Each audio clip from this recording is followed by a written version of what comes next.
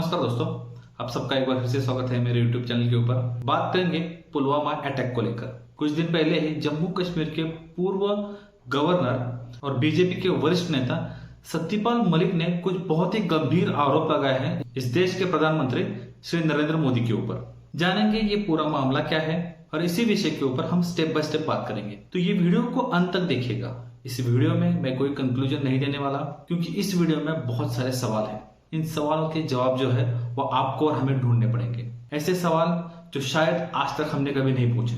ये समय आ चुका है कि हमें ये सवाल पूछने पड़ेंगे। सबसे पहले देखते हैं कि सत्यपाल मलिक ने एक्चुअली कहा क्या है पुलवामा अटैक के बारे में।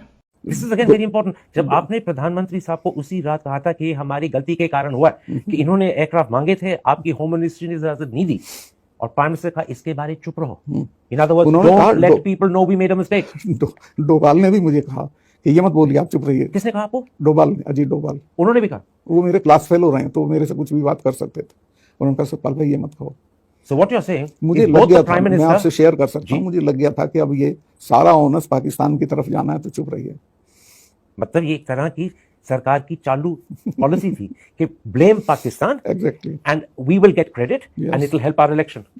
Exactly. But you said two very important things. जी। The prime minister knew because you had told him ये हमारी गलती के कारण हुआ है। मुझे बिल्कुल याद है, he was in national Corbett park, अपना शूटिंग करा रहे थे। वहाँ फोन नहीं होता है, वहाँ से बाहर निकल के ढाबे से उन्होंने मुझे फोन किया, सत्यपाल क्या हुआ? मैं कहा साहब ऐसा ऐसा हुआ, मैं तो बहुत दुखी हूँ, ये सिर्फ हमारी गलती से हुआ, अगर हम एयरक्राफ्ट दे देते तो ये नहीं होता। तो उन्होंने कहा कि इस पे चुप रहिए आप। सबसे पहले इस मामले की शुरुआत करते हैं कि ये सारा मामला स्टार्ट कहां से हुआ।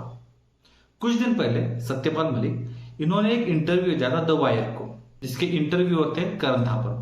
ये पूरा का पूरा वीडियो यूट्यूब पर अवेलेबल है, जिसकी लिंक मैंने डिस्क्रिप्शन में डाली हुई है। आप जाकर ये पूरा 1 घंटे से ज्यादा का जो इंटरव्यू है उसे देख सकते हैं। इस पूरे इंटरव्यू में सत्यपाल मलिक ने बहुत सारी गंभीर बातें बोली है। आर्टिकल 370 को लेकर, पुलवामा अटैक को लेकर, अदानी को लेकर, ना सिर्फ मोदी जी, महबूबा मुफ्ती को लेकर भी उन्होंने बहुत कुछ कहा है। तो ये वीडियो आप पूरा देख सकते हैं। इसमें से सिर्फ एक हिस्से के ऊपर हम बात करेंगे, जहां पर उन्होंने पुलवामा अटैक को लेकर बहुत कुछ एलिगेशंस लगाए हैं मोदी जी के ऊपर। इस वीडियो में सत्यपाल मलिक क्लियरली बोल रहे हैं 1000 सीआरपीएफ जवानों का जो कॉन्वॉय था, उसके मूवमेंट के लिए सीआरपीएफ ने सेंट्रल होम मिनिस्ट्री से एयरलिफ्ट की मांग की थी, जो उन्हें देने से मना कर दिया। मिस्टर मलिक का यह कहना है कि अगर उनसे यह मदद मांगी जाती तो वो ये मदद जरूर करते। उनका यह भी कहना है कि जब यह हमला हुआ उसके 1 घंटे बाद प्रधानमंत्री का उनको डायरेक्टली फोन आया था और मलिक साहब ने कहा कि माननीय प्रधानमंत्री जी, ये जो कुछ भी हुआ है ये हमारी गलती से हुआ है, लेकिन पीएम मोदी ने उनसे कहा कि आप चुप रहिए। उसके बाद सत्यपाल मलिक के क्लास फेलो और राष्ट्रीय सुरक्षा सलाहकार अजीत डोभाल ने भी उनसे बात की और उन्होंने भी कहा कि आप चुप रहिए। साथ ही में मिस्टर मलिक ने यह भी कहा है जो एक्सप्लोजन में गाड़ी यूज हुई है, जिसमें पूरा 300 किलो का आरडीएक्स था, वो 10 से 12 दिन तक जम्मू कश्मीर के गलियों में घूम रही थी। तो ये बहुत ही ज्यादा गंभीर आरोप जो है वो सत्यपाल मलिक ने लगाए हैं। ऐसा नहीं है कि सत्यपाल मलिक किसी पार्टी के प्रवक्ता है या अपोजिशन पार्टी के लीडर है, ऐसा नहीं है। सत्यपाल मलिक जो बीजेपी के बहुत वरिष्ठ नेता है, जो कई सारे स्टेट में गवर्नर की पोजीशन में रह चुके हैं। जम्मू एंड कश्मीर में वो 14 महीने तक गवर्नर थे। उनके कार्यकाल में आर्टिकल 370 को हटाया गया, जिनके कार्यकाल में ये पुलवामा अटैक हुआ। तो ये बहुत ही इंपॉर्टेंट फिगर है और उनके आरोपों को हमें लाइटली नहीं लेना चाहिए, क्योंकि वो ऐसी पोजीशन पर थे जिनको अंदर की सारी मालूमात थी। अब मैं यहाँ ये नहीं कह रहा है कि सत्यपाल मलिक जो भी बोल रहे हैं वो सब कुछ सच है। हो सकता है उनका कोई पॉलिटिकल एजेंडा हो, जैसे पिछले कुछ दिनों से उनके और मोदी जी के बीच में जो अनबन चल रही है, जिसके चलते उनकी जो Z+ सिक्योरिटी थी उसको हटाया गया। और कुछ ही दिन पहले उनका एक इंटरव्यू हुआ था एक नेशनल टेलीविजन के ऊपर, जिसमें उन्होंने क्लियरली कहा था कि 2024 में वो कांग्रेस और सपा जैसी पार्टी को समर्थन देंगे। तो हो सकता है कि ये जो सारे बयान उन्होंने पुलवामा को लेकर जो किए हैं वो गलत हैं, उनमें ज्यादा कुछ तथ्य नहीं है। लेकिन हम जो बात करेंगे वो पूरे इस सीक्वेंस के ऊपर बात करेंगे, जिसके ऊपर पहले ही बात हो जानी चाहिए थी, लेकिन किसी ने की नहीं। आज एक अच्छा मौका मिला है कि हम उस पूरे सीक्वेंस को समझें। 2019 के इलेक्शन का जो बिगुल है वो 3 से 6 महीने पहले बच चुका था। सारे जो पॉलिटिकल लीडर थे वो अपनी अपनी पार्टी के प्रमोशन में लगे थे। किसी ने नहीं सोचा था कि एक्चुअल इलेक्शन से कुछ ही हफ्ते पहले इंडिया में इतना बड़ा आतंकी हमला होगा, और वो भी जम्मू कश्मीर में, जो एक बहुत ही सेंसिटिव स्टेट है। हालांकि जब भी लोकसभा के इलेक्शन होते हैं पूरा देश हाई अलर्ट पे होता है। हमारा इंटेलिजेंस, हमारा डिफेंस बहुत स्ट्रांगली हमारे देश की सुरक्षा में लगा रहता है। इसके बावजूद इलेक्शन के चंद हफ्ते पहले ही जम्मू कश्मीर में इतना बड़ा हमला हो गया। सुरक्षा कर्मियों की गाड़ी के ऊपर यह हमला हुआ, 40 जवान शहीद हुए। इसे क्लियरली एक इंटेलिजेंस फेल्योर कहा जाना चाहिए। ये हमसे गलती हुई है और इसकी जांच होनी चाहिए। मैं जानता हूं कि ये नेशनल सिक्योरिटी का इश्यू है और पब्लिक के सामने इसे डिस्कस नहीं करना चाहिए, लेकिन फिर भी इसका जो भी जिम्मेदार था उसके ऊपर कार्रवाई होनी चाहिए और वो चीज जनता के सामने आनी चाहिए। सब जानते हैं कि इस हमले के पीछे पाकिस्तान था। इस हमले के कुछ ही महीने बाद इसका जो मास्टरमाइंड था जैश ए मोहम्मद का, वो मारा गया। उसके साथ उसका साथी भी मारा गया।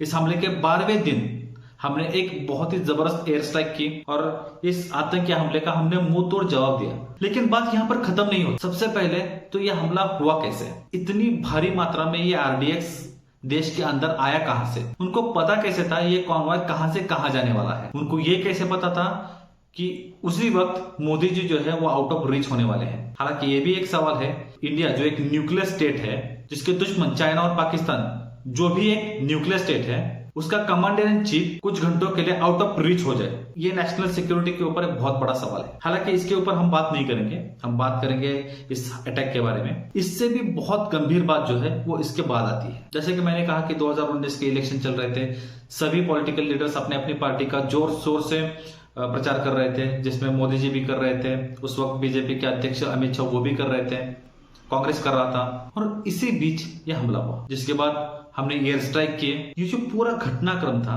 इस पूरे घटनाक्रम को उस वक्त की जो रूलिंग पार्टी है बीजेपी, इन्होंने इस पूरे घटना को इनकैश किया और बहुत इंटेलिजेंटली इनकैश किया। एयर स्ट्राइक के बाद गुजरात में एक चुनावी रैली में उस वक्त की बीजेपी अध्यक्ष अमित शाह ने यह कहा था, પુલવામાની અંદર ઘટના થતાની સાથે જ બધાને એવું હતું કે આ વખતે તો સર્જિકલ સ્ટ્રાઇક ના થઈ શકે, હવે શું થશે તે એલર્ટનેસ બહુ હતી। પરંતુ મિત્રો, નરેન્દ્ર મોદી સરકારે બરોબર 13માના દિવસે એર સ્ટ્રાઇક કરી 250 થી વધારે આતંકવાદીઓને શોધ। जैसा कि अभी आपने देखा कि अमित शाह बोल रहे हैं कि हमारे एयर स्ट्राइक में 250 लोग मारे गए। एयर स्ट्राइक हुआ, 250 लोग मारे गए, 300 लोग मारे गए, 150 लोग मारे गए। तो इतनी सारी अफवाहों के बाद फाइनली एयर चीफ मार्शल ने ऑन रिकॉर्ड ये कहा कि हमने टारगेट को हिट किया, हमारा जो टारगेट था उसे हमने हिट किया, हमारे पास ह्यूमन कैजुअलिटीज का कोई रिकॉर्ड नहीं है। Air Force is not in a position to clarify that how many people were inside at that movie. We don't count human casualties. We count what targets have we hit or not hit. The bomb damage assessment that is done post a mission calculates the number of the target you've been hit or you've not been able to hit.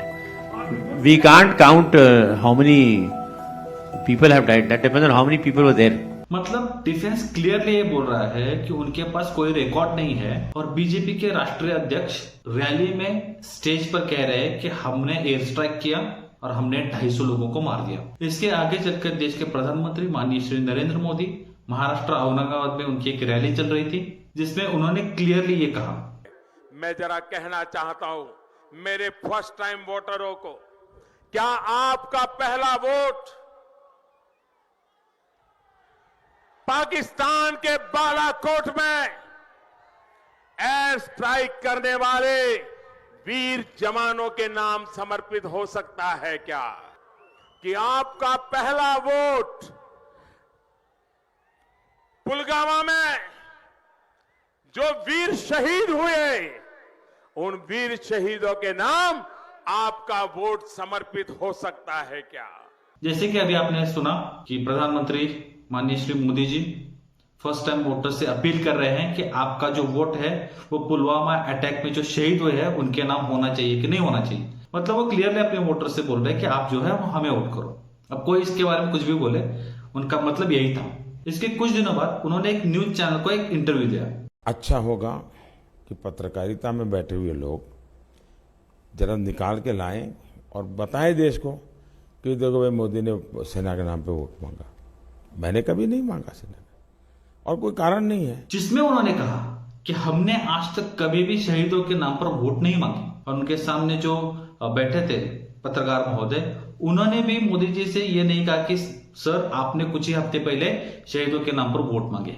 तो ये जो पूरा घटनाक्रम है, इस पूरा घटनाक्रम से हमें यही समझ में आता है जो एक्चुअल मुद्दा था पुलवामा अटैक को लेकर, उसको कहीं साइडलाइन कर दिया गया और उस पूरे अटैक का पॉलिटिकल फायदा उठाया उस वक्त की रूलिंग पार्टी बीजेपी ने। हमें आज तक हमारे सवालों के जवाब नहीं मिले। 40 मासूम जवान शहीद हो गए। ये हमारा उत्तरदायित्व है कि हम सत्ता से पूछे, हमलावर मारे गए इसका मतलब केस खत्म नहीं हुआ।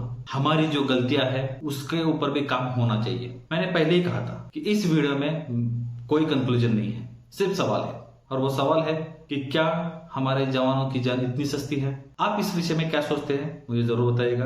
अगर आपको ये वीडियो पसंद आता है तो इस वीडियो को लाइक कीजिएगा, ज्यादा से ज्यादा लोगों तक शेयर कीजिएगा, और अगर इस चैनल पर नए हैं तो इस चैनल को सब्सक्राइब कीजिएगा। मिलते हैं अगले वीडियो में, तब तक के लिए धन्यवाद। जय हिंद।